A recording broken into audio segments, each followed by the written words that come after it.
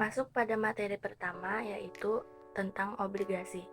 Obligasi adalah surat utang jangka menengah atau panjang yang dapat dilakukan pemindah tanganan, berisikan perjanjian dari pihak yang melakukan penerbitan obligasi yang menyatakan akan melakukan pembayaran upah atau komisi berupa bunga atau kupon di waktu tertentu, beserta pelunasan pokok utang di waktu yang telah ditentukan kepada pihak yang melakukan pembelian obligasi. Karakteristik obligasi ada 3. Yang pertama bunga atau kupon, yang kedua nilai nominal atau face value or par value, yang ketiga jangka waktu jatuh tempo atau maturity. Bunga atau kupon adalah keuntungan yang diterima oleh pemegang obligasi. Selain kupon ada juga gains, yang merupakan nilai penjualan obligasi yang nilai pembeliannya. Bunga obligasi biasanya tetap dan dilakukan pembayaran secara periodik. Lalu nilai nominal adalah nilai yang dicantumkan di obligasi serta merupakan besaran nilai yang akan dibayarkan kembali pada saat obligasi jatuh tempo. Jangka waktu jatuh tempo adalah tanggal di saat besaran nilai obligasi perlu dilakukan pelunasan oleh entitas yang melakukan penerbitan obligasi. Jangka waktu obligasi beragam, bergantung kepada dana yang dibutuhkan oleh entitas. Umumnya bisa melebihi jangka waktu 5 tahun. Lalu berikutnya ada obligasi pemerintah. Di Indonesia, pemerintah bisa meminjamkan dana dengan melakukan penerbitan beberapa surat utang, misalnya obligasi negara retail atau ORI. ORI adalah obligasi yang diterbitkan oleh negara yang dilakukan penjualan kepada pribadi atau perorangan masyarakat Indonesia. ORI dapat diperoleh investor melalui 2 metode. Yang pertama, ketika ORI diterbitkan oleh pemerintah, investor dapat memperoleh ORI melewati agen penjual yang dikenal dengan pasar perdana. Lalu yang kedua, ORI dapat dibeli dari investor lain melewati anggota bursa atau agen penjual atau dikenal dengan pasar sekunder. Selanjutnya ada zero coupon bonds. Zero coupon bonds adalah obligasi yang wajib ditawarkan dengan nilai yang jauh lebih kecil dari nominal dan tidak dilakukan pembayaran kupon sama sekali. Guna keperluan pajak, pada penerbit zero coupon bond dibebankan biaya bunga tiap tahunnya sekaligus tanpa bunga yang sesungguhnya dibayarkan. Para pemegang obligasi juga perlu melakukan hal yang serupa, di mana pembayaran pajak atas bunga tiap tahunnya perlu dilakukan, walaupun tanpa bunga yang sesungguhnya didapatkan. Ini merupakan salah satu contoh soalnya. PT Bentala melakukan penerbitan zero coupon bonds atau zeros dengan nilai 1 juta rupiah dan usianya 5 tahun. Harga awal obligasi ditetapkan seharga Rp497.000. Dengan kata lain, berdasarkan harga tersebut, bonds yield to maturity sebesar 15%. Total bunga yang dibayar selama umur obligasi sebesar Rp1 juta dikurang Rp497.000 sama dengan Rp503.000. Cara untuk menghitung bunga yang harus dibebankan tiap tahun atas dasar straight line atau garis lurus adalah Rp503.000 yang didapat dari nilai zero coupon bonds dikurang harga awal obligasi yang menghasilkan total Rp503.000, lalu dibagi 5 atau 5 tahun sesuai usianya, dan hasilnya adalah Rp100.600.000 per tahun, dengan jalan menghitung nilai obligasi pada setiap awal tahun. Contohnya, ketika setahun umur obligasi masih 4 tahun sampai dengan jatuh tempo, sehingga nilainya adalah Rp1 juta dibagi 1,15 akar 4 yang menghasilkan Rp572.000, dan setelah 2 tahun sisa umur obligasi tinggal 3 tahun, sehingga nilai obligasi akan menjadi Rp1 juta dibagi 1,15 akar 3 yang menghasilkan Rp658.000, dan tahun-tahun berikutnya terus seperti itu. akarnya terus berkurang setiap tahun. Dengan demikian, cara implisit biaya bunga pada tahun 1 yang harus dibebankan pada penerbit obligasi sebesar Rp75.000 dan pemegang obligasi yang membayar pajak atas pendapatan bunga Rp75.000 tersebut. Obligasi dengan bunga mengambang. Obligasi suku bunga mengambang terjadi ketika besaran kupon yang harus dibayar menyesuaikan terhadap suku bunga yang berkembang di pasaran. Ciri-ciri dari obligasi dengan bunga mengambang antara lain: 1. Pemegang obligasi memiliki hak untuk melakukan penukaran atas obligasi yang dimilikinya dengan nilai nominal ketika membayarkan kupon setelah beberapa waktu, yang dikenal dengan put provision. Yang kedua, besaran kupon rate memiliki batas maksimal serta maksimal. Salah satu contoh obligasi yang memiliki suku bunga mengambang ialah inflation linked bond, yang merupakan obligasi dengan kupon yang menyesuaikan terhadap tingkat inflasi. Obligasi perusahaan atau corporate bond merupakan surat utang jangka panjang yang diterbitkan oleh korporasi yang memiliki nilai utang dan perlu dilakukan pembayaran ketika jatuh tempo dengan membayarkan kupon ataupun tanpa kupon yang telah dilakukan penentuan pada kontrak utangnya. Nilai obligasi dan yields. Nilai maturity obligasi. Nilai maturity atau maturity value atau dikenal juga dengan nilai jatuh tempo merupakan nilai yang dijanjikan akan dibayar pada saat obligasi jatuh tempo. Nilai pasar obligasi merupakan nominal penjualan obligasi yang tercatat dalam pasar modal di waktu tertentu. Nilai intrinsik obligasi atau intrinsic value atau nilai fundamental atau fundamental value disebut pula sebagai nilai sesungguhnya atas obligasi, merupakan nilai aktual sebuah obligasi yang diperkirakan. Nilai obligasi dan yields. Rumus nilai intrinsik suatu obligasi. N0 sama dengan K1 dibagi 1 ditambah I pangkat 1 ditambah K2 dibagi dalam kurung 1 ditambah I pangkat 2 ditambah titik-titik ditambah KN dibagi 1 tambah I dalam kurung pangkat N ditambah NJTN per 1 ditambah I dalam kurung N. Keterangan NO sama dengan nilai intrinsik dari obligasi.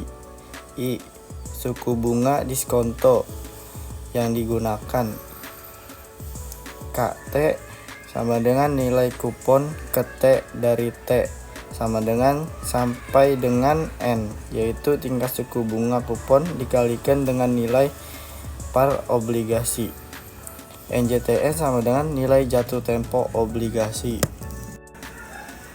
Menurut Jogianto, apabila nilai kupon konsistennya yaitu K1 sama dengan K2 sama dengan titik-titik sama dengan KN sama dengan K, maka rumus di atas dapat dituliskan sebagai berikut yang ada di PPT. Keterangannya yaitu nilai intrinsik dari obligasi yaitu NO. T sama dengan periode waktu ke T dari T sama dengan 1 sampai dengan N.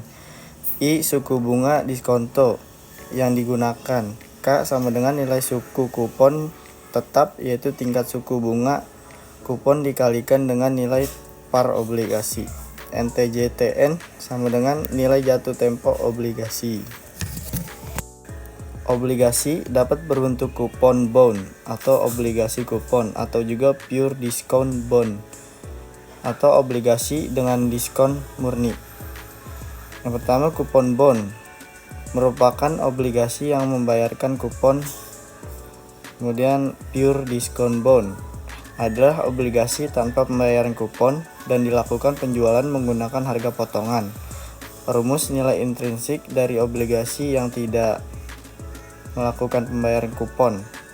NO sama dengan NJTN per buka kurung 1 ditambah I tutup kurung pangkat N.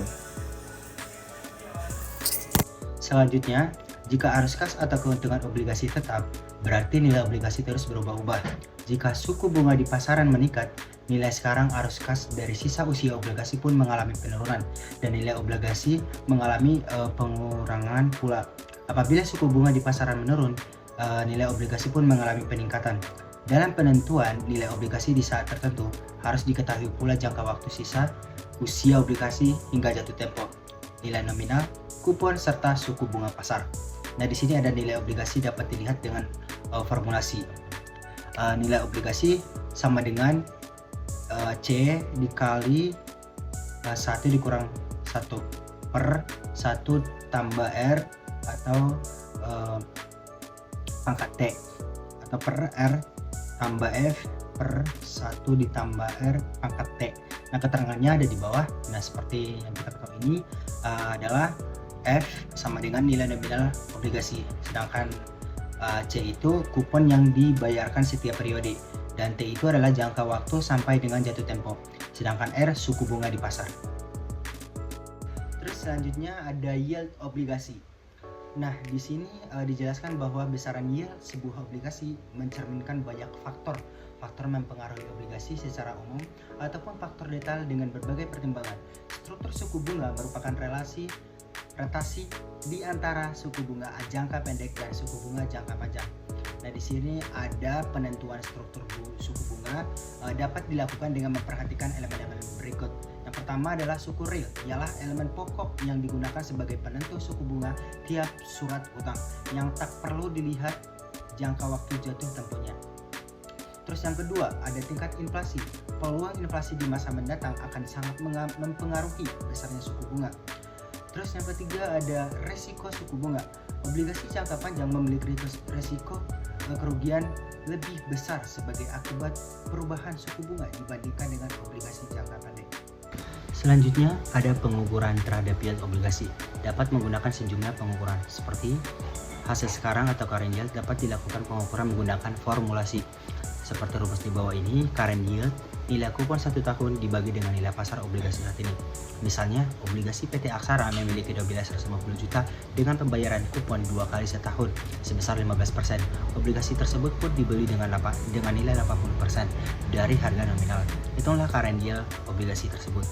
Sesuai rumus tadi, current yield 15% dikali 150 juta, maka hasilnya 22.500.000. Sedangkan 80% dikali dengan 150 juta, maka hasilnya 120 juta. Maka dibagi 25.500.000 dibagi dengan 120 juta, hasilnya 0,1875 atau setara dengan 18,75%. Selanjutnya ada hasil sampai maturity. Hasil sampai sekarang atau yield to maturity merupakan tingkat return dari obligasi yang dilakukan pembelian dengan harga pasaran saat ini serta disimpan hingga jatuh tempo. Yield to maturity dapat diungkapkan ke dalam formulasi. Di sini ada rumus bisa dilihat dan keterangannya adalah NO nilai pasar sekarang obligasi dan KT nilai kupon, KT dengan T sama dengan 1 sampai dengan N tingkat suku bunga, kupon X nilai pasar obligasi. Selanjutnya ada NJTN yaitu nilai jatuh tempo obligasi. Kita langsung saja masuk ke contoh. Suatu obligasi berumur 5 tahun atau 10 periode pembayaran dengan kupon sebesar 7% per tahun dibayar setengah tahun atau 35.000 per setengah tahunnya. Nilai jatuh tempo obligasi adalah 1 juta. Misalnya, obligasi ini sekarang dijual dengan premi sebesar Rp1.055.000. Nilai yield to maturity dapat dihitung dengan rumus di atas. Untuk nilai kupon yang konstan yaitu K1 sama dengan K2 atau sama dengan KF sama dengan K. Maka rumus di atas dapat dituliskan sebagai berikut. Langsung saja ke penyelesaiannya. NO sama dengan Rp1.055.000 sama dengan Rp1.055.000 terus sama dengan 135.000 dikali faktor nilai anuitas, terus ditambah 1 juta dan dikali faktor nilai sekarang. Terus untuk mengetahui YTM-nya, YTM 2%, Rp35.000 dikali 8,983 atau ditambah 1 juta dikali 0,820, maka hasilnya 1.134.405 rupiah. Terus nilai YTM-nya itu 3,5% dikurang 1.555.000 rupiah dikurang dengan 1 juta, terus dikali 3,5% dikurang 2% dibagi dengan 1.134.405 rupiah dikurang dengan 1 juta, maka hasilnya itu sama dengan 2,886 setengah tahunnya atau 5,77%. Kesimpulan dari materi ini bahwa penilaian obligasi adalah proses untuk menentukan nilai intrinsik suatu obligasi. Nilai intrinsik ini merupakan perkiraan nilai sebenarnya obligasi berdasarkan faktor fundamental emiten seperti kondisi keuangan, prospek pertumbuhan, dan risiko gagal bayar. Berbeda dengan saham, obligasi merupakan surat utang yang diterbitkan oleh perusahaan atau pemerintah untuk mendapatkan dana pinjaman. Investor obligasi berhak atas pembayaran bunga atau kupon secara berkala dan pokok obligasi pada saat jatuh tempo. Masuk pada materi berikutnya, yaitu di pertemuan 15 tentang penilaian saham. Pengertian saham. Saham adalah sumber pendanaan dalam jangka panjang yang dibutuhkan oleh suatu perusahaan. Pendanaan dalam jangka panjang yang dibutuhkan oleh perusahaan seperti ekuitas atau modal yang didapatkan dari penerbitan saham yang penjualannya melalui private placement atau initial public offering atau IPO. Pendapatan saham memiliki sifat tidak pasti. Oleh karena itu, dalam penilaian saham tidak semudah penilaian obligasi. Tujuan dari penilaian saham adalah untuk mengetahui seberapa besar tingkat return pada saham yang akan dibeli atau dijual dan apakah tingkat return sesuai dengan yang diharapkan atau tidak. Pada dasarnya, saham terbagi dalam beberapa jenis. Jika didasarkan pada cara klaimnya, jenis saham dibedakan menjadi saham biasa maupun saham preferen. Keduanya dibedakan berdasarkan prioritas pembagian dari hasil saham tersebut. Berikut ini adalah penjelasan dari saham preferen. Saham preferen dikenal juga dengan sekuritas hibrida atau sekuritas campuran, dikarenakan saham tersebut mempunyai ciri-ciri saham biasa dan ciri-ciri obligasi. Di antara saham preferen dan saham biasa tidak jauh berbeda sebab keduanya tidak ada tanggal jatuh tempo. Perusahaan tidak akan file dan pajak tidak akan dikurangi apabila pembayaran dividen tidak dilakukan. Jadi saham preferen setara dengan obligasi sebab besaran dividen akan tetap selama adanya batasan waktu yang ditetapkan. Terdapat 5 poin sifat-sifat saham preferen. Yang pertama, terdiri dari beberapa tingkat saham. Umumnya, penerbitan saham yang dilakukan oleh perusahaan biasa mampu menerbitkan paling sedikit satu kelas atau golongan dengan ciri-ciri yang tidak sama. Lalu yang kedua, penagihan atas aktiva maupun pendapatan. Saham preferen selalu diutamakan untuk melakukan penagihan aktiva jika sewaktu terjadi kebangkrutan dibandingkan saham biasa. Lalu yang ketiga, dividen kumulatif. Apabila dividen saham preferen belum dibayarkan dari periode sebelumnya, maka dividen tersebut harus dibayarkan terlebih dahulu sebelum adanya pengumuman dari dividen saham biasa. Lalu yang keempat, adanya syarat pengawasan. Pemegang saham memiliki hak untuk bersuara apabila dividen tidak dibayarkan, dan jika pembayaran dana ditanam tidak terpenuhi akibat masalah keuangan perusahaan, maka pemegang saham berhak mengajukan pembatasan dividen saham biasa. Lalu yang terakhir, konvertibilitas. Saham preferen bisa diubah sebagai saham biasa jika terdapat kesepakatan antar pemegang saham. Berikutnya ada ciri-ciri saham preferen. Yang pertama, adanya hak dalam perolehan dividen. Lalu yang kedua, manajemen perusahaan bisa terpengaruh dalam pemilihan pengurus perusahaan. Yang ketiga, seandainya perusahaan mengalami likuidasi, maka investor mempunyai hak atas pembayaran maksimal dari nilai nominal saham setelah kreditor dibayarkan. Lalu yang keempat, adanya penambahan dari pembagian laba perusahaan selain menerima penghasilan secara tetap. Dan yang terakhir, investor mempunyai hak dalam perolehan atas pembagian kekayaan perusahaan setelah perusahaan melunasi semua kewajibannya jika terjadi likuidasi. Pendapatan yang diperoleh dari pemegang saham preferen biasanya melalui investasi di setiap periode. Dalam pengembaliannya, saham preferen dapat berupa dividen, bukan bunga. Sebagian besar saham preferen sifatnya perpetual atau tidak jatuh tempo, yang dikarenakan obligasi memiliki masa jatuh tempo yang telah disepakati. Hal ini juga dapat menentukan nilai sekarang antara saham preferen dan tingkat arus kas yang berkesinambungan hingga kurun waktu yang tidak tentu atau tidak memiliki jatuh tempo. Rumusan saham preferen sama dengan dividen dibagi tingkat pengembalian yang diinginkan. Saham biasa atau juga diartikan sebagai kepemilikan dari suatu perusahaan pemegang obligasi, disebut juga kreditor, sementara pemegang saham biasa disebut sebagai pemilik perusahaan. Selama perusahaan di saham biasa masih berdiri, maka perusahaan tidak memiliki batas waktu jatuh tempo dan tidak memiliki batas dibayarkannya dividen. Pengumuman dari Dewan Komisaris harus dikeluarkan sebelum dividen dibayarkan. Pemegang saham biasa tidak berhak menuntut aktiva sebelum kewajibannya pada kreditor, dan pemegang obligasi serta pemegang saham preferen dibayarkan apabila mengalami kebangkrutan. Setiap individu memaknai sifat saham biasa. Diberikannya hak atas dividen kepada pemilik saham biasa dengan syarat bahwa keuntungan yang dimiliki oleh perusahaan harus digunakan untuk pembayaran dividen.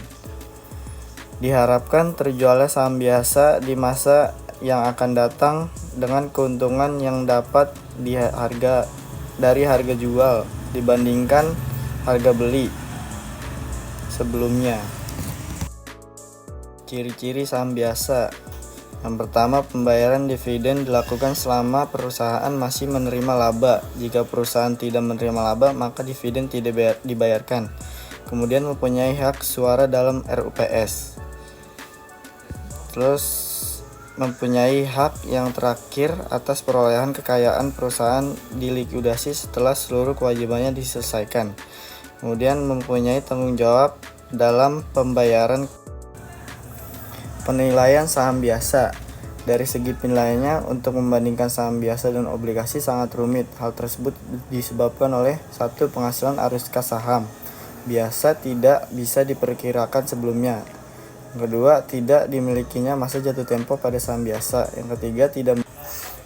Contoh, saat ini Handoko sedang memikirkan untuk membeli sebuah saham. Rencananya setahun mendatang saham tersebut akan dijual kembali oleh Handoko seharga. Baik, selanjutnya tentang beberapa pendekatan yang dapat digunakan untuk menentukan nilai saham. Yang pertama, pendekatan dividen tetap atau zero growth dividend. Asumsi dari pendekatan ini adalah besaran dividen kas yang dibayarkan perusahaan tetap per tahunnya.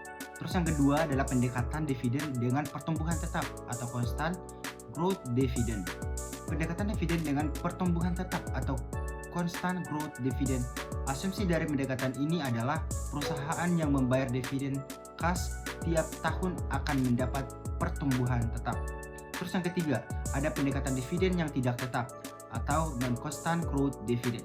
Pendekatan ini didasarkan pada realita karena perusahaan akan membayar dividen kas secara tidak tetap dalam periode yang lama, dan juga tidak akan perusahaan yang akan membayar dividen kas secara tetap dalam periode yang lama.